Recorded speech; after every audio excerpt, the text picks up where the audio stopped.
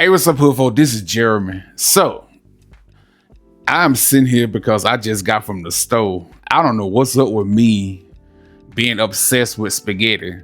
I have ate some type of spaghetti for the past 3 months, every week or every other week. If it's zucchini spaghetti, regular spaghetti, baked spaghetti, chicken spaghetti. So today I want more spaghetti. So I was at the store getting spaghetti, and this kind of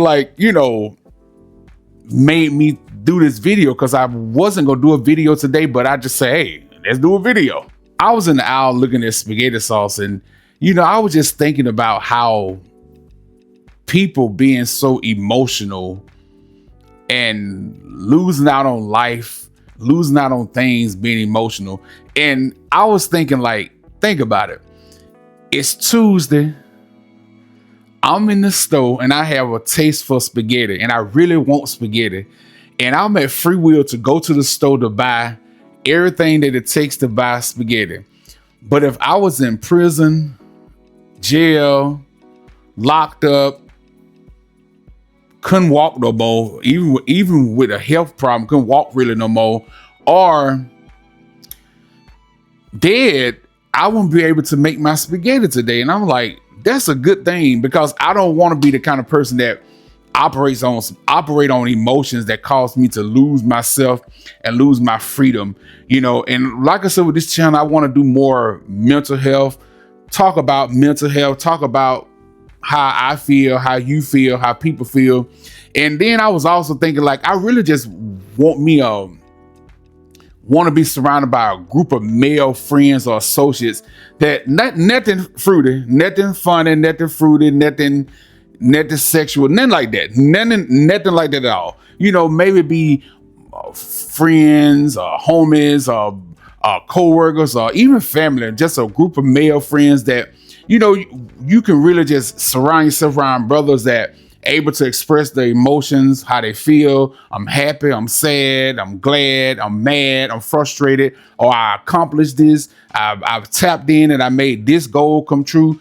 Surrounding yourself around like-minded people, that's what I would, really would need right now in my life, like that, for real. To tap in with some like-minded men that's around my age, or even if they're younger, but still got a strong mindset and don't act on emotions. No hate to women, because I know people try to come at me and say I hate women, which I don't. I don't hate women at all.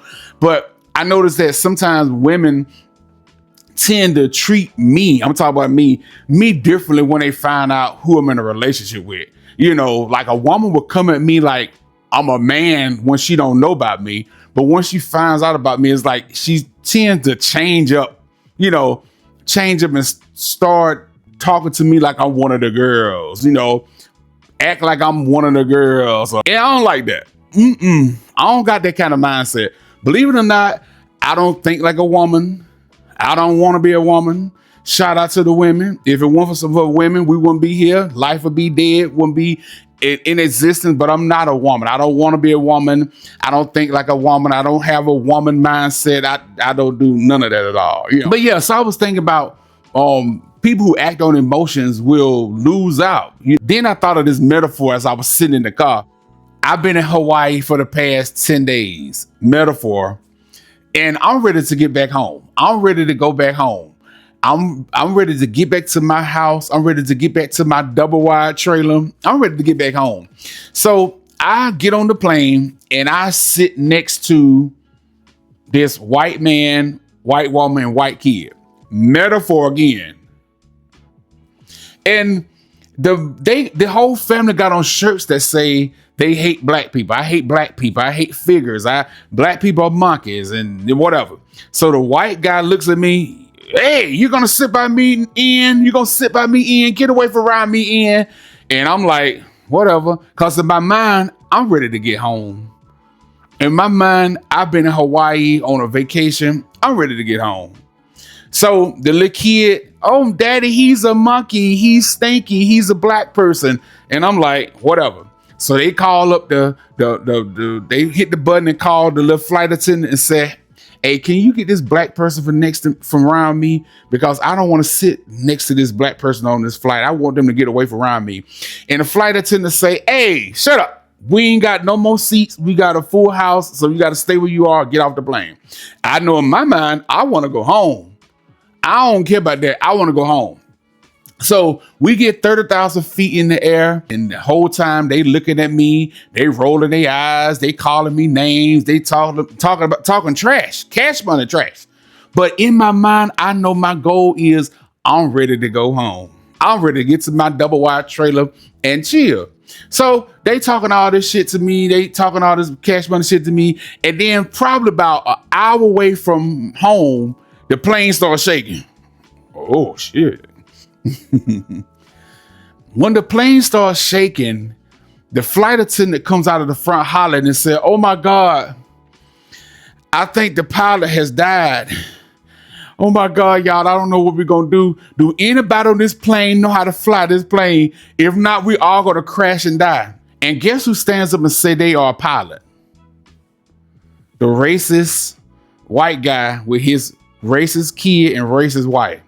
He says, I'm a pilot. I can land this plane.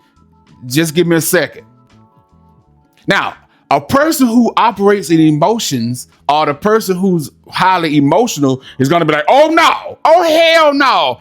I ain't finna sit up here and let him fly me nowhere. He just called me the N-word. He just called me a monkey. He said I look ugly. He talked about me bad. He said he hate black people. Why I want him to fly me nowhere? No, y'all need to find somebody else to do this. I ain't finna do it. Nope. He even if he's get over and fly that plane, I'm finna beat him up. I'm not finna let no racist person fly me. Nope. I don't want to fly me. Damn that. Me.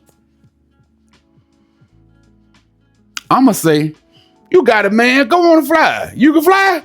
Oh man, that's what's up. We in good hands. We in good hands. You can do this, man. You can do this. So I'ma cheer this man on, even though I know he hate my guts. I'ma cheer him on. You doing a good job, man. Fly this plane, land this plane. So an hour later, we land at my hometown.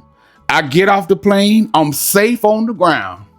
And then now that I'm on a safe ground, I'm back at home. Now I'm about to cuss him out, the racist pilot. If I have the energy though. That's if I have the energy. But if I got the energy, I'm going to cuss him out. I'm going to cuss out his wife. I'm going to cuss out his little kid. I'm going to talk about them bad. I'm going to wish everything on them bad, including community guidelines violation to the whole family. I ain't lying. I'm going to wish everything on them bad. I'm going to wish everything on them bad. Because now I'm on safe ground. But how a lot of people act with who lack emotional intelligence, they would rather the whole plane crash and kill everybody on the plane because they react with emotions and thinking, I don't want no racist person flying me. I don't want no racist person flying me. I'm not going to go with that yet, dog. I don't think like that. I'm the person that's going to do what I'm going to do. Wait till I get to safety. Wait till I get safe. Like I said in the video with the dude, the basketball player. Wait till I get to safety. Once I get safe and secure, then I will work on fucking you up. Other than that, you my best friend. Even though you hate me, you my best friend because I want to get safely.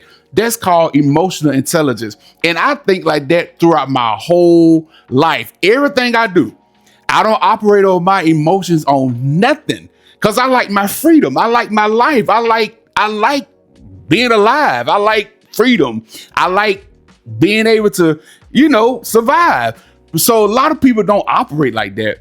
And that was just some of my soul today when I was at the store. I was just like the freedom just to, even though my knees were hurting,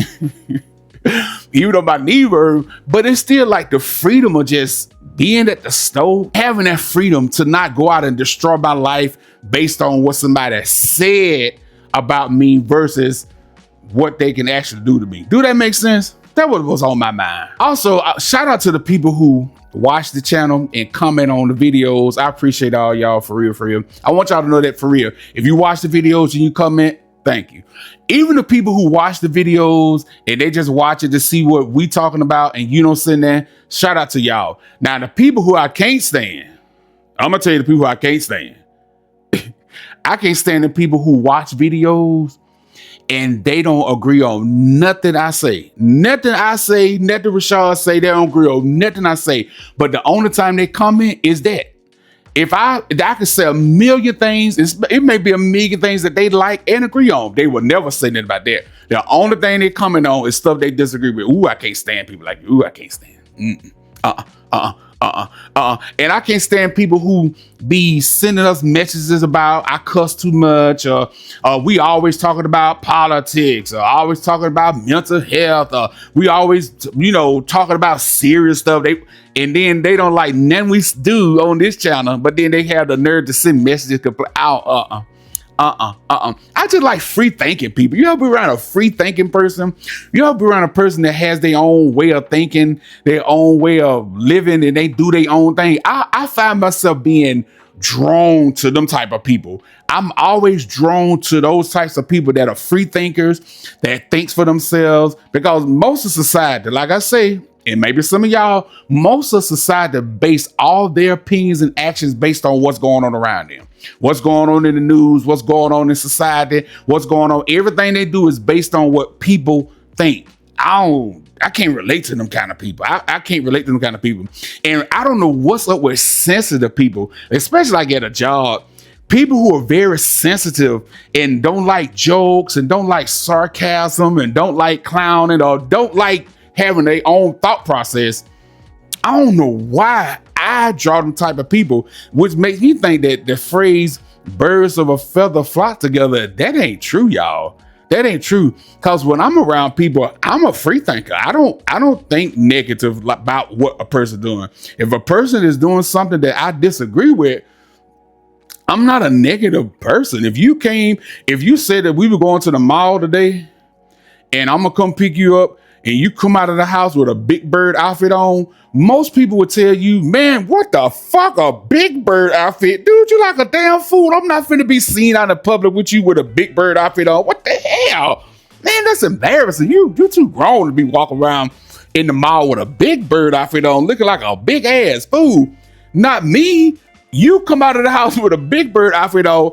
Oh, come on, Big Bird. All right. Yeah. I know after we leave the mall, we don't got to go to KFC because I got the chicken right here with me. Come on, Bird. Shit. Better yet, let me park my car and we can fly on you. See, I'm that kind of friend. Like, whatever you do, like, if whatever you do makes you happy in life, whatever you do make you feel good in life, do it. If a man is 60 and he said he want to do a rap album, I said this before, most people in society would say, man, 60, a rap career, 60, you like a damn fool. Talking about doing a rap album at 60, man, you too old for that. You too old for that shit. Me, if you 60 and finna do a rap album, let me sing the hook in the background. Riding, riding, riding, we riding on you fools. Riding, riding, riding, man, we trying to stay cool. You know what I'm saying? Let me get in the background and do a hook. I'm not finna talk down on you if you 60 and want to do a rap album, because the goal in life is to be happy and to find things to fulfill you. To fulfill your everyday desire, dreams, goals, and all that stuff. That's the goal in life, is to wake up every day and to do what you want to do. And when you go to bed at night, you accomplish something that satisfies you. You help somebody some kind of way. That's the goal of life. And so whatever you doing, if you come around me, most society may hate everything you doing. But when you come around me, I ain't finna talk down on nothing you doing. Now, if you hurting people, like I told y'all, if you hurting people, then yeah, I'm gonna talk bad about you. You hurt people. But other than that, if whatever you doing don't hurt people, I'm cheering it on. I'm that friend that's gonna cheer it on. Like, even if it's something I don't agree with, I'm gonna cheer it on. I'm gonna laugh with you. I'm gonna clown with you, and I'm gonna support it. Like, hey, do it. If you 75 and you want to go to nursing school to become a CNA, hey, get your license to be a CNA, then you can go in there clean your own ass if you go to the nursing home. You know what I'm saying? I'm all about that type of support. That's what kind of time I'm on. That's the kind of thought process I'm on. I don't want to be around people who act on emotions, who would rather kill themselves just to take out the enemy. I don't want to be around people who, as soon as somebody say something about them, they rather lose it all, because people are crazy. There are people out here that have a good life, a decent life, or some kind of surviving life. Got a family at home, got everything that most people would say that's a good thing. You got some money, you got your car, you got your house, you take trips, you got things that going on good in your life, and you will be out one night hanging out, and somebody can say something that you deem as disrespectful to you, and these people will lose all that just to shoot somebody, just to get them back because you said something disrespectful to me. I'm not that kind of person. I don't operate in that kind of emotional unintelligence. I don't get down like that. And I'm also not the type of person that if a person has a dream, they have something that they want to do, something you want to do, I'm not the person to talk down on what you want to do. At whatever age, as long as you are alive, there is life to be lived. You know what I'm saying? I don't know where all this come from. I'm in here washing sheets, washing some more towels, letting my little noodles boil. I think they almost finished. They definitely should be finished now. Let my little noodles boil for my spaghetti, and I'm finna do that. That's all I'm doing. All right, y'all hood folks. In the comments, I want to know what age is too old to stop dreaming. What age is too old to stop dreaming? And I want to know, what age do you think a person should have emotional intelligence? My answer, as long as you're living, there's no age to stop dreaming. You should dream even if you're in the hospital on your damn deathbed. You should still dream about getting a good orange juice or getting a good bed pillow to lay on. You should dream as long as you're living. And I feel like people should start teaching their kids emotional intelligence as a little baby.